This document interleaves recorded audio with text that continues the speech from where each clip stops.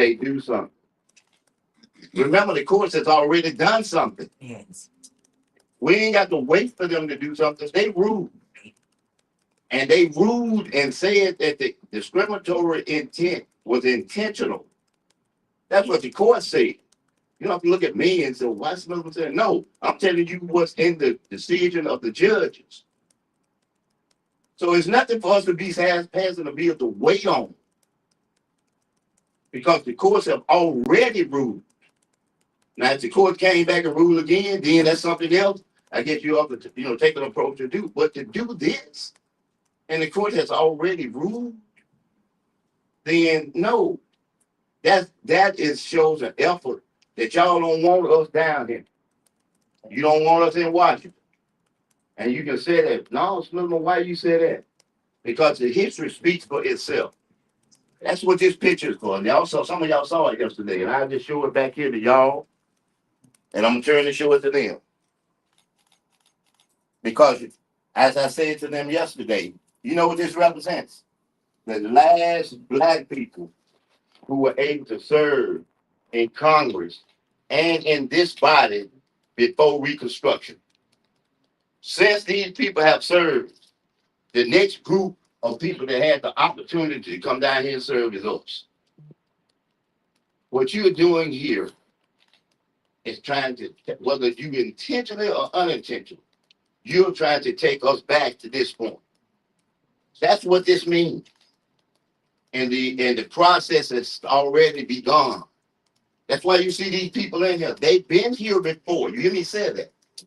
They know what's happening. They understand the ultimate intent. Because the ultimate intent is going to be this. We are not going to have a legal representation. And there's too many people that fought and died and gave their lives. I'm going to give you a few brief facts, and then I'm going to yield, Mr. President, because I appreciate you allowing me, Mr. Chairman, the opportunity to speak.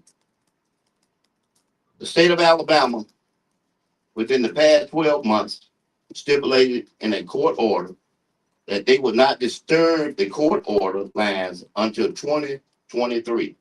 Look at the records. 2030, 2030. Why was the state in the court last week essentially going back on his word? Yes. Now, we were in there. Senator Singleton, plaintiff in one of the cases, and I'm one of the plaintiffs in the case. We sitting there. The federal court recently said that not only was there a Section 2 violation, but also clear racial discriminatory intent. That's in the order. What would you say to the voters who live in those districts that you're trying to change back? How does this special session benefit the taxpayers? Amendment 4, if you all remember that, and some of you all spoke up for it and voted for it. Amendment 4 prohibits changing election dates, something Alabama voters approved by an 80-20 margin back in 2022. Yet here we are ignoring the will of the people. What are the justifications for disregarding this constitutional amendment? What primary elections hardly 2 weeks away? How does this not create more uncertainty and confusion for Alabama voters? What primary elections handily 2 weeks away? How does this not create more uncertainty and confusion for candidates who are already qualified? And I won't even go into about the total administration cost. I won't even talk about that. I mean, it's ungodly. You all know what we're trying to do to help people in this state, education and otherwise, and we're taking money here. While the callous decision significantly gutted Section 2 of the Voting Rights Act, Alabama finds itself in a unique position of having not only a statutory violation, but also a constitutional violation of the 14th Amendment, which is not just discriminatory impact, but discriminatory intent. As we sit here seeking once again to dilute the value of black votes across the state, what would you say has substantially changed since May of 2025 when it comes to that element of intent? The UOCA VA statute creates a framework and protection for eligible voters currently overseas.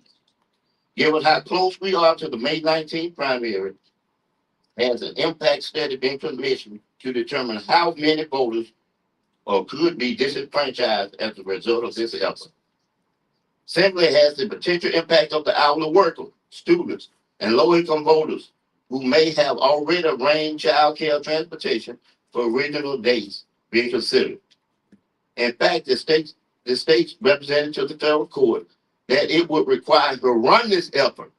This is what was said. You remember that, Senator? This is what was said.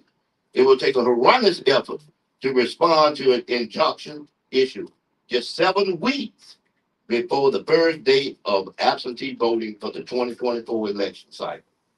What is the state's justification for making a change to the election calendar just 2 weeks before the scheduled May 19th primary date after absentee voting has already begun? Alabama Constitution prohibits mid-decade redistricting. Our Constitution does that. How do you explain what you're trying to do here? If people argue this change will only affect a small number of voters, and that's what we just heard a few minutes ago, please articulate precisely what number of votes being affected is a permissible number. Amendment 4 passed in 2022 said that the implementation date of election bills can't be less than 6 months before a general election. It then said 6 months before the general election governed. It said elections. Go back and read it. Well, I've heard somebody say, well, the general election is 6 months away. No, it said elections. It didn't say just the general election. The general election is November the 3rd. We're less than 6 months out. Changing the date goes against what the voters wanted and what some of y'all in this body pushed for a few years ago. A quote from one of your colleagues, now I won't call names, in April of 2022, one of my colleagues and y'all, this would keep the supermajority from passing a law that would benefit the supermajority within 6 months of an election. This is to prevent this from happening in the future, and we do a lot of things to prevent things in the future. Any bill passed within 6 months of a general election cannot affect the election. That came from the other guy. You know that. If that was the legislative intent, then what has changed?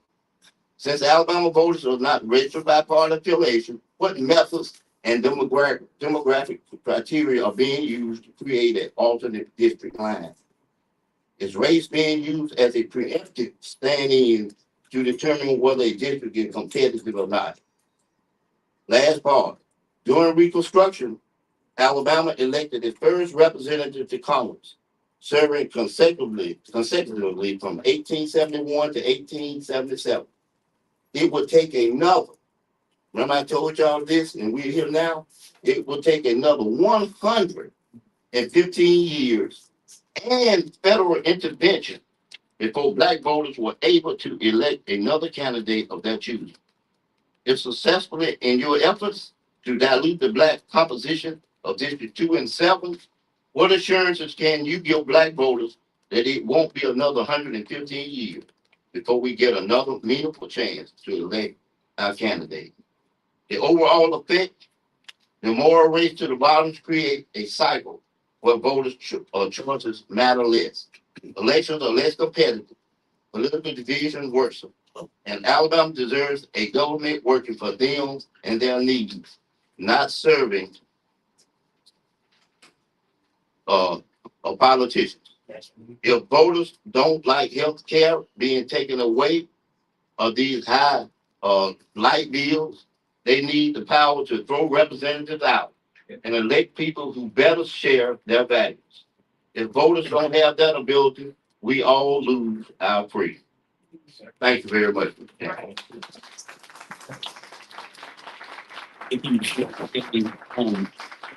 The next speaker in the public hearing is Ms. Deborah Jackson, and while she's making her way up, I want to make sure we recognize Congressman Figures here in the back. Welcome to the committee, sir. If we have time at the end of this public hearing, you'd be welcome to say a few words if we have a moment. We're a little bit behind schedule, but I'll talk fast. yes, ma'am. Well, Ms. Jackson, you are recognized. You have the floor. My name is Deborah Jackson. I came here today with the United Women of Color. My state rep is Tom Butler. Raise your hand, Tom.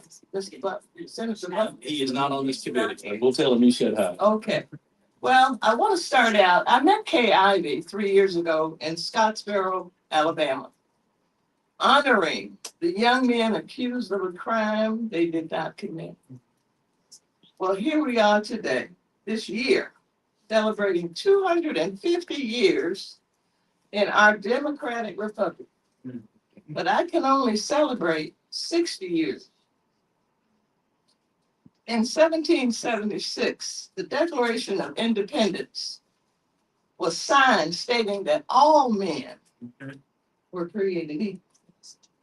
However, my ancestors since 1619, or for 407 years, have survived slavery, the Civil War, Reconstruction, Jim Crow, lynchings, Jim Crow 2.0, which is now, gutting of the Voting Rights Act, now the civil rights with this redistricting. I mean, what crime did we commit? That's what I want to know. What crime did we commit for you all to take the few representatives that we had? We exist. Thank you. Thank you, Ms. Jackson. Mr. Jerome Gibbons, Ms. Miller.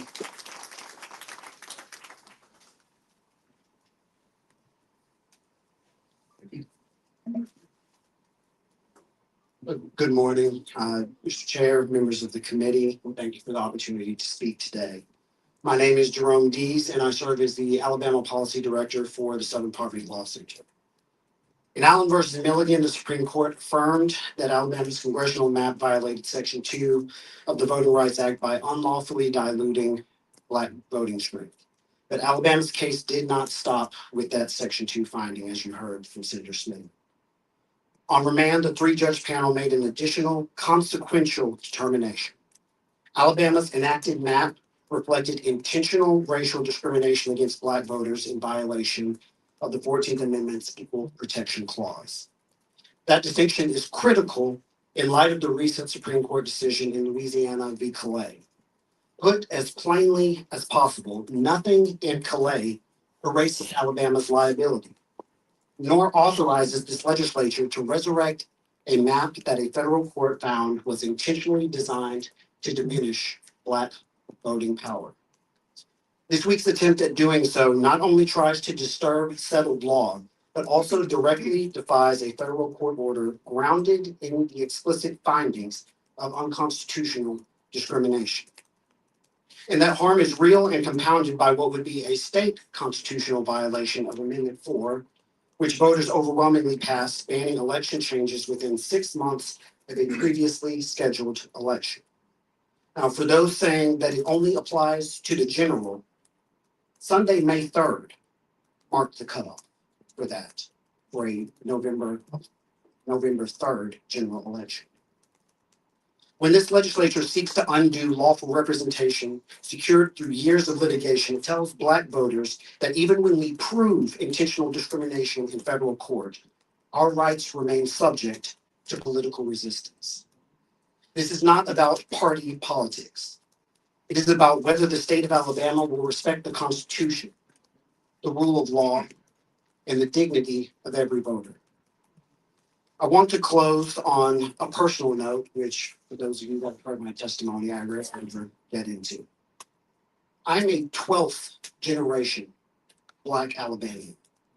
My family's roots in this state stretch back centuries to 1673, to a young man named Richard. My grandparents served this country in uniform. One serving in France in World War II in a segregated tanker unit under General Patton. The other, a command master sergeant in the Vietnam War. My father served this country in uniform, retiring as a lieutenant colonel in the Air Force before teaching law to new generations of Alabamians who have in turn served this state, many who are presently in public office. My forebears and so many more down my line defended the ideals of equal protection, representative democracy, and justice under law. As their descendant and as someone who deeply, deeply loves this state and its yet unrealized promise, I ask you to honor those same ideals. Closing with this, and I will take my seat for the remainder of this special session. Unless you people see signs and wonders, you will never believe. But even after he had performed so many signs in their presence, they still would not believe him. John 4:48, John 12:37. Yesterday, after summoning the Spirit of the Lord from what I must say was a beautiful prayer by Senator Chambers. Thank you, Phil. Massive flooding briefly disabled our electric system. Blaring alarms from fire and tornado warning. A gas leak forcing evacuation. His body ignored them all and hurriedly forced a vote. Though that bill, SB1, that was passed last night, is different in substance than what we addressed this morning in HB1, the spirit behind it is fundamentally no different. 2 days remain in this special session to do the right thing, to do the just thing. I urge this committee to reject this effort, respect the court's ruling, and ensure that Black Alabama voters are afforded not merely symbolic inclusion, but the full and equal representation the Constitution guarantees. Thank you, members. Thank you, Mr. Davis.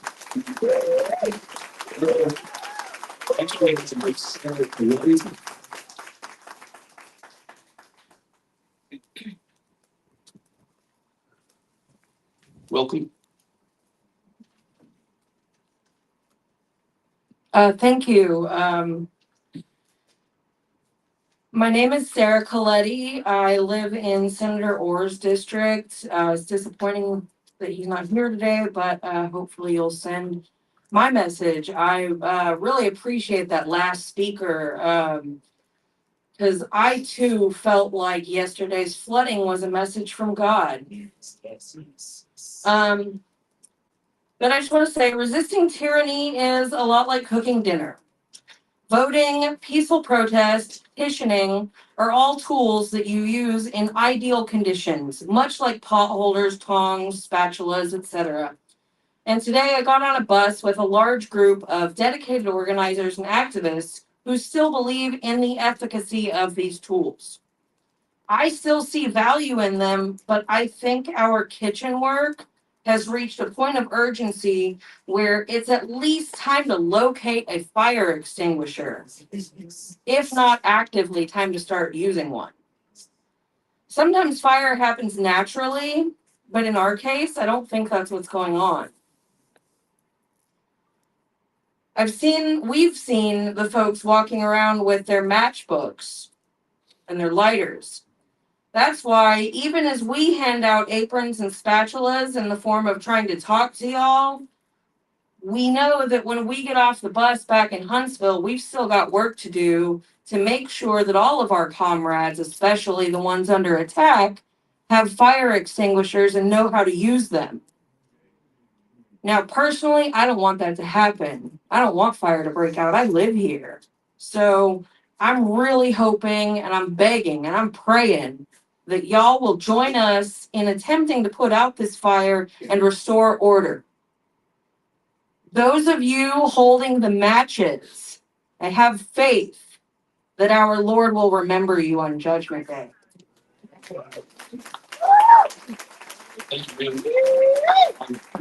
That's going to conclude our public hearing, but I'd like to give Congressman Figures just a moment if y'all are okay with that. So if you're interested in speaking, Congressman, we'd certainly be honored to have you.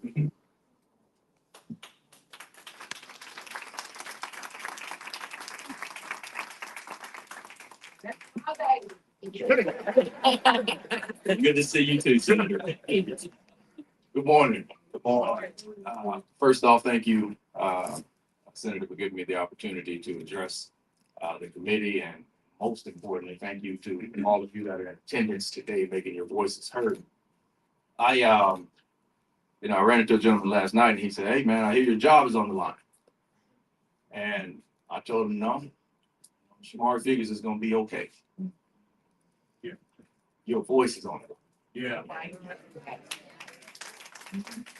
And, when the governor first called the special session, she put out a statement that, hey, we are proud of the progress that we have made. We are proud of the progress that we have made. And that is progress that we should all certainly be proud of. But you have to analyze that statement. You have to assess it because there are two different we's. Yeah. There's the we who should be proud. Then there's the we who make progress. You look at the we who should be proud, it is certainly all of us. We know the dark chapters of this nation's history, of this state's history, of this city's history. But the people who made the progress, that we was not the we that sit here today. Yeah. That we was the name, some of which we know, some of which we will never. That we is the Martin Luther Kings, it is the Hosea Williams, it is the Rosa Parks, it is the Amelia Boyd Robinsons, it is the John Lewises, it is the Andrew Youngs, it is the Diane Nashes, it is the people who literally risked life and limb for that progress. We have made some progress. 2026 is not 1966, certainly not 1946 or 1956. What we cannot pretend is that progress rolled in on the wheels of inevitability. Yeah. That's right. Yeah. It did not. It took blood, it took sweat, it took tears, it ultimately took legislation to create not a promise, not a guarantee, not a fixed outcome, not a stacked deck, but a legitimate opportunity for the people who risked it all for us to have a voice in what government looks like, to have a voice in determining, a meaningful voice in determining what representation looks like. We deserve that representation. We do. That progress that we speak of, that was progress that was led by Black people. Yes. Not exclusively, certainly white allies in that struggle. It was led by Black people. And to remove that opportunity, something that I think is not wise to do, something that I think is not responsible to do. We deserve that opportunity. We deserve, as Black people, a fair opportunity on more than just the football fields of Tuscaloosa and Auburn.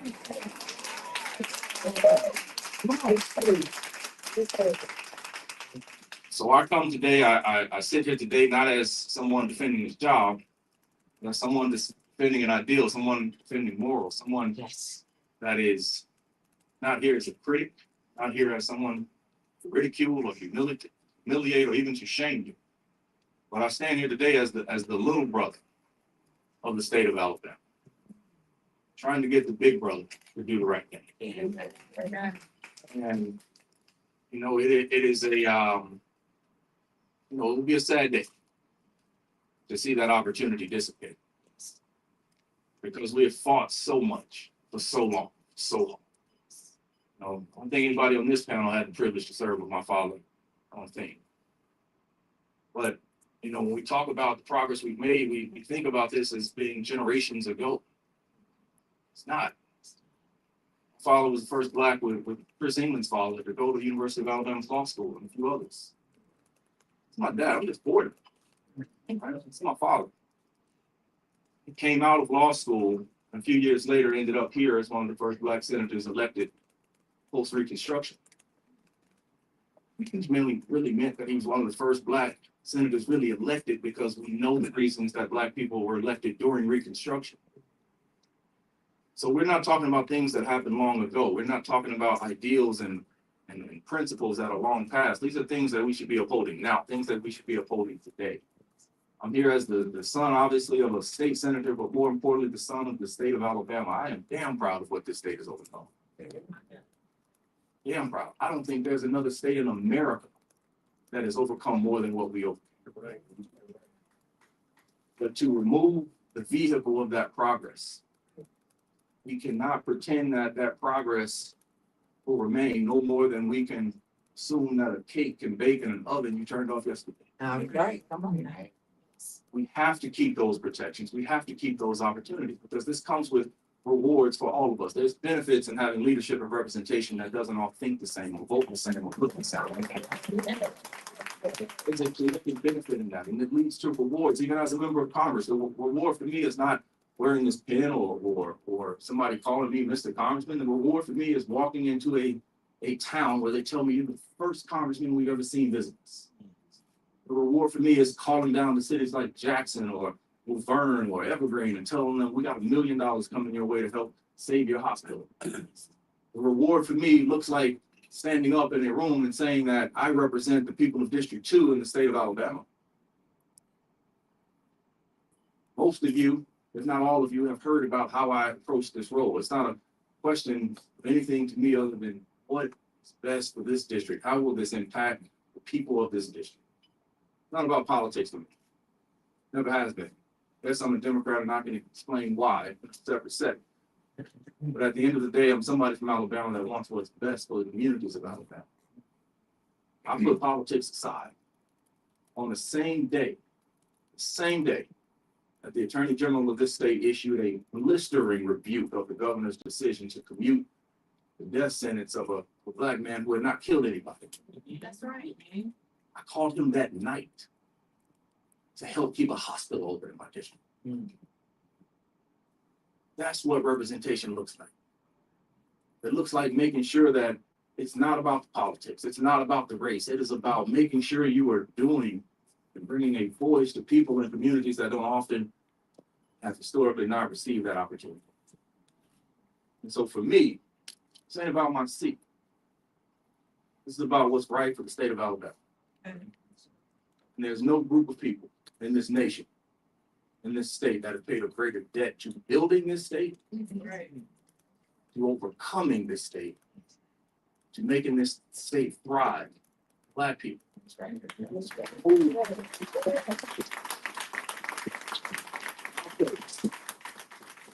I'll close because I know you've been more than generous with your time. But to remove that opportunity, again, we're not talking about stacking the deck. A lot of people don't realize this about my district. My district is 47% Black. My district is 47% Black. It's not a majority Black district. But at the end of the day, we work for everybody. Black, white, if you're rich, if you're poor, if you went to college, have a GED, work for everybody, not just in my district. People that live in some of your districts that are nowhere close to my district come to me because I sit on a transportation and infrastructure committee, the only person from the state of Alabama that does so. Also, we are here because we just want an opportunity. We just want a chance. We just want an opportunity to be put in the game. We just want what is right, what is fair. That I'll close. Thank you, Mr. Chairman.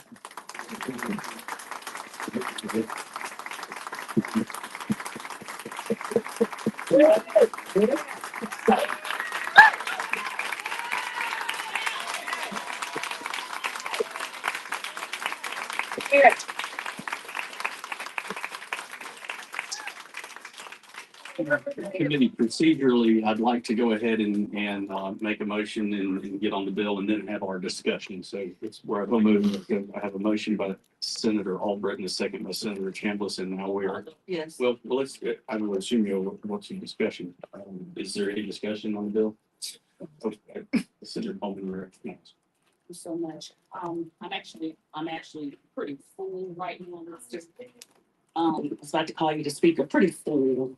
To hear that young man speak here in the body, anybody who thinks that he does not deserve to represent Congressional District 2, you are on the wrong side of history. Yeah, right. He represents us well, and as he stated, he represents all people. Yes. And that is the interesting thing that some of you all may not know about Black people. We have always fought not just for Black people, we fight for all people. We don't deserve to have the members in Congress or Congressional District 2 does not have the option, have the opportunity to pick the member of their choice. Shame on you. Congressman said he wasn't gonna shame you. But I'm gonna say shame on you. Side of history. but I'm full and I'm still hopeful because what I just heard and because of the people that are here in this audience and watching all around the state of Alabama and all around this country. And to my learned lawyer, I can't let this slide. I cannot let it slide. In your opening statements, you mentioned that House Bill 1 allows this legislative body to comply with law, correct? Is that not what you said? Okay, I just want to make sure that I heard you correctly. You also said that House Bill 1 does not change maps, correct? Did you say that? Yes, yes. I just want to make sure I heard you correctly. However, if you all get your way, the race neutral maps that the court drew, you want to get rid of those and go back to the 2023 maps. Does that not change the map? It does. Yes, it does. Yes. I mean, you're an attorney. Does that not change the map? If we are going to move from the race neutral map that the court drew, Yes. because this body, the supermajority, did not do what the court told it to do. If we revert back to the 2023 maps, does that not change maps? Okay, so the gentleman is not going to answer me. And I like the gentleman, and I know he's a good attorney, but I don't know about today. It changed maps. I have to get that on the record. I don't want anybody to be confused. The court also did not tell us to come back to this body to have a legislative session. So there is nothing that we're doing today that is going to make us comply with court orders. Court didn't tell us to do that. The court was very specific that we are not to draw any new maps until 2030. And I want to make sure that I put that on the record. The last thing I'm going to mention, because I'll get an opportunity to talk on the floor. I know you all gonna pass it today, so I'll get another chance. But this body, one of the times that we generally can come together as a body is on economic development issues. Democrats, Republicans, white, black, male, female. Generally, we come together around economic development. I'm telling you right now, you all do what you're doing today and ultimately pass, you are going to hurt economic development in this state. The country is watching. This here is telling folks that we are not open for business. And on a personal note, and I'll close with this, I'm so proud. I've never cried in this body before, but I feel it coming. Never. I mean, as a woman legislator, I've always felt like I've had to, not show my vulnerable or my feminine side, but I feel the tears welling up in my eyes right now because of what I'm personally experiencing. But on a personal note, I'm so proud of my daughter. Took the LSAT, didn't even study for it, got a great score. And so we have been going to visit the law school. Some of the members know I bragged when we left the special session that she got a 90% scholarship here. We got some other ones since I told you all before. So we've been doing the law school shuffle, going around to the law schools in the state of Alabama. The law schools that generally attract the best and the brightest in this country and the world. You know what everybody told us? Because of what you all have done, the perception of DEI. Yes. You know what numbers are down? African Americans going to the law schools in the state of Alabama. Premier folks, premier LSAT scores don't want to come here. You know the other demographic? Women. Yes. That's right. Women don't want to come here to the state of Alabama. So if we truly are about economic development, forward movement, progress for the state of Alabama, we need to make sure that everybody feels as if their voice matters, that their vote matters. And with that, Mr. Chair, I do have an amendment to offer. It is a similar amendment. It's actually the exact same amendment that I tried yesterday on Senate Bill 1, on your bill, Mr. Chairman. What it does, thank you, and it's a very simple amendment.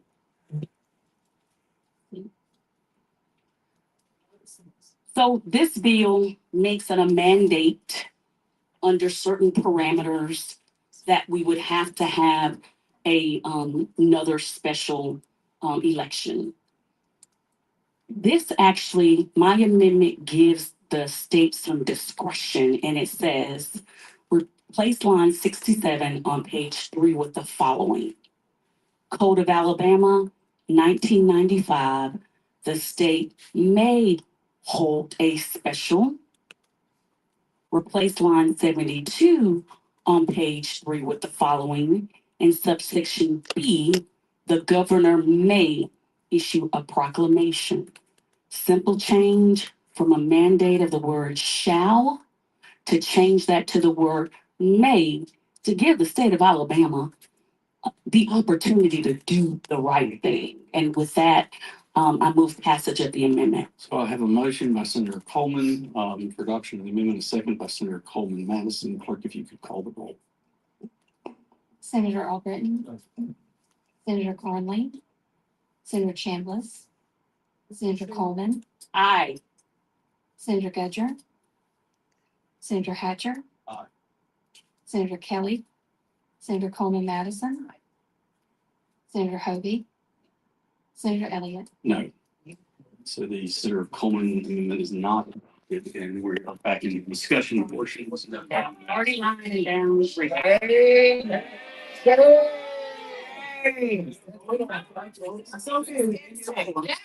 Senator Coleman Madison, you're recognized. Thank you, Mr. Chairman. You know, I am, as Fannie Lou Hamer says, I'm sick and tired of being sick and tired. How long are we going to have to repeat history before we realize that all people deserve to be respected? Yes. And deserve to have the feeling that they are valued. I've been an elected official since 1985, representing all people, embracing all people. And if you were in my district, I sought you out to find out what were your needs, drove your neighborhoods, attended your churches, tried to find out what are the issues. And you know what I found out? People are people.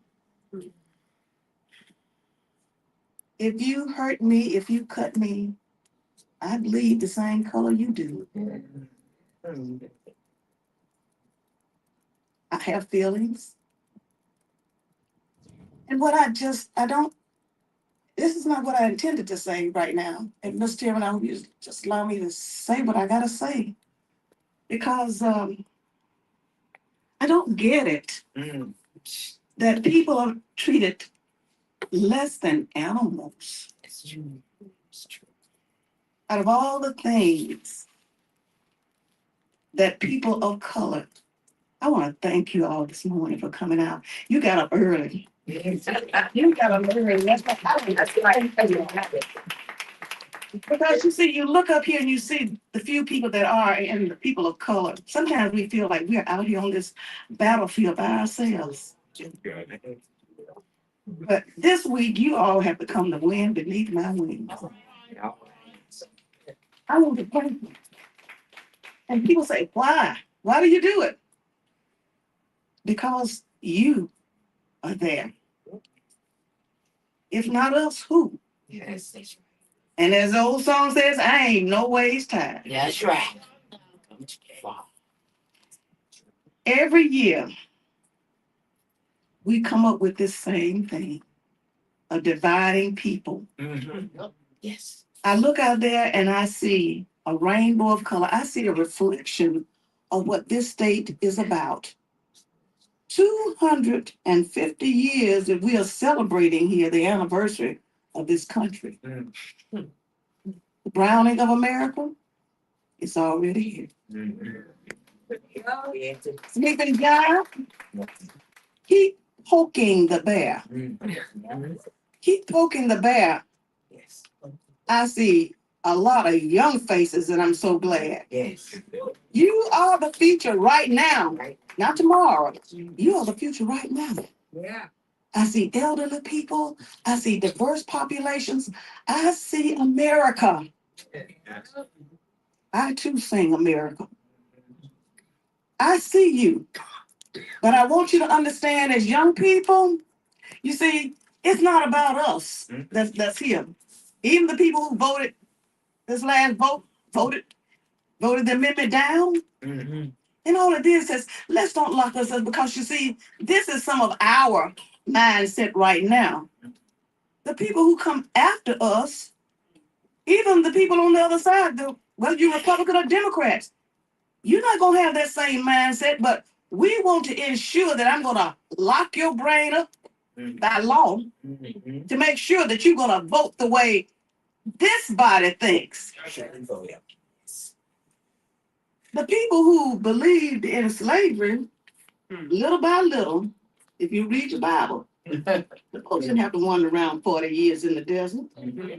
God was trying to purge. And the people who believed in slavery and maybe still have those thoughts, not going to be here forever. We got a new generation out there already. And like I said, I'm going to be here forever.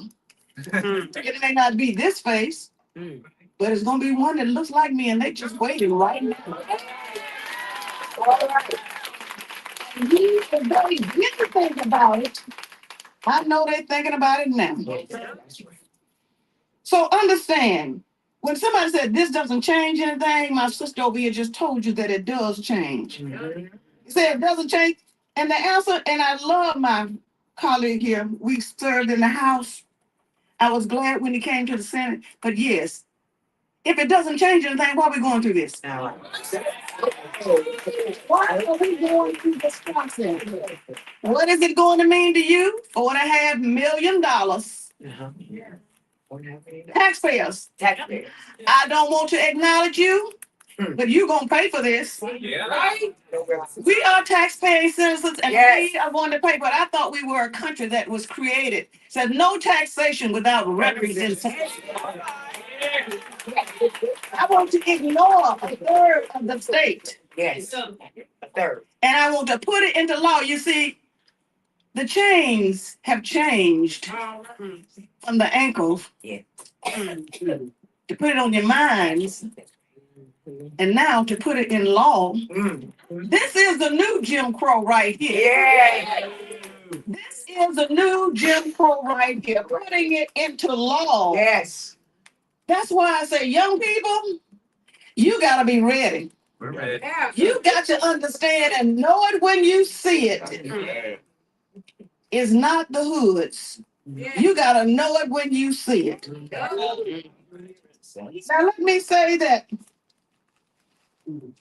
we've already talked about Amendment 4, and I think it's been plain and clear. Amendment 4, and it's one that I encourage my voters to support.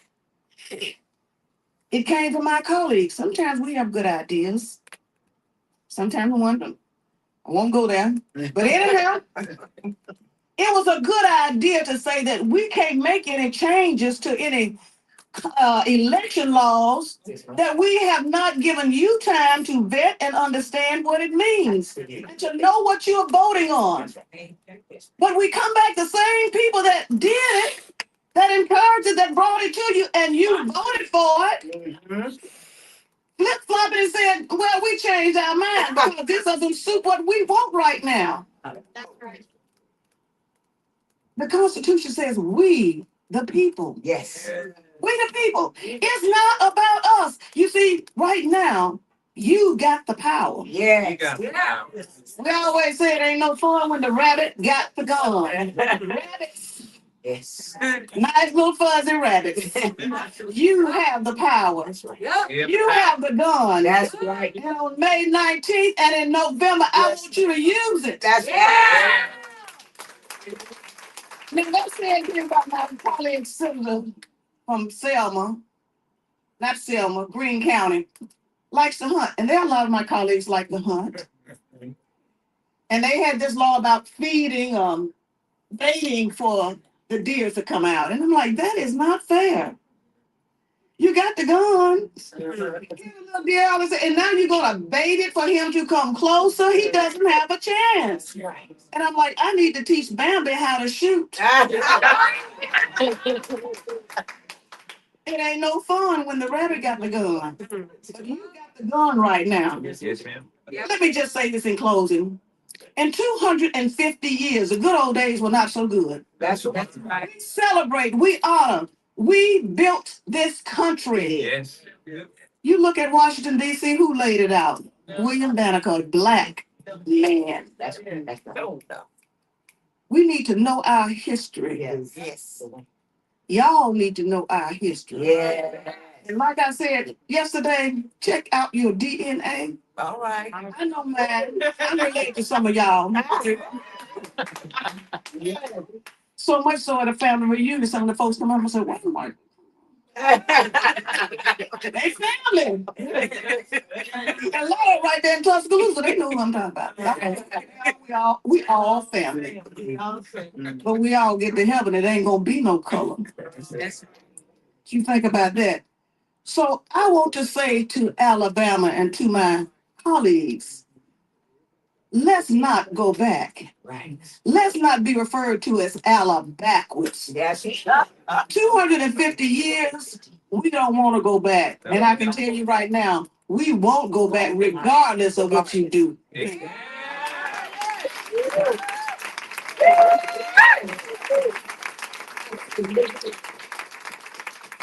Thank you, Senator. Senator Hatcher, you're recognized. I just have a question for the sponsor. The High Court waived the waiting period. You know that, right? What do you think that waiting period will have? What impact will it have on this legislation with the intent? I don't think it'll have much effect. Listen, the court's gonna be arguing with the courts and with themselves for a while. Our job is to try to comply with their rulings in various ways. This is an attempt to be able to follow their rulings. But you indicated always that this legislation really wasn't of any, I don't want to use the term substance, but it was not nearly as important as what would be implied here. So that's why I'm asking the question, would that be the court's move to not, to waive their waiting period, the High Court? Would that have any particular impact or influence on this particular kind of legislation to move it as, to be ready when, whatever comes? The only thing this is relying upon is whether the courts make another ruling or not. That's what we're waiting for, to see if they make a ruling or not. If they make no ruling, then this system will not take effect. But if this procedure is passed and a ruling is made, then we will, Alabama, be able to move forward. So I guess that's what you did. So my colleagues have shared much of what I would say, and I won't say much more. On yesterday, I had the blessing of turning 61, and was born right here in Montgomery. And my recently deceased mother gave birth to me on the grounds of the city of St. Jude, where the marchers had gathered in the city of St. Jude the day before they were to take off on that campus and march here to the state capitol, all with a push towards the Voting Rights Act. She would often say to me, and I've said it, I think, in this committee, she said, in her language, baby, I thought we'd already fought these battles. Well, I don't remember why I made that statement in one of the other committee meetings. But I can only imagine what she would say about this moment and her active participation in making sure that whether she knew it or not, one day her only child would be in a position such as this. It wouldn't have happened. It wouldn't have happened had she, as a pregnant woman at the time, standing out on the city of St. Jude's just 61 years later. And I'm no red morning milk, but I can tell you I'm not that old. Just 61 years. And here we are back at it again.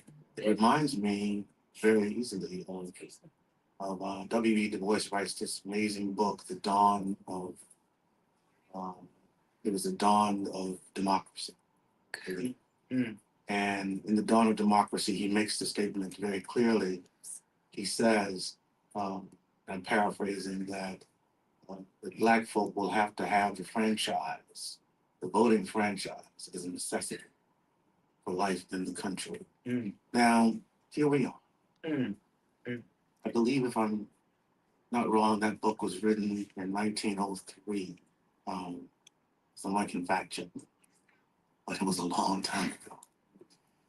And the voting question was settled then. It was those moments. And then we would go on. And here we are at a moment now where that is even a question. We got to get our babies on the other side of this madness. We do. Because it is such. And this one will tell us in more ways than one, as the golden rule offers to us. Do you have the courage to embrace it? With that, Mr. Chair. Thank you, Senator.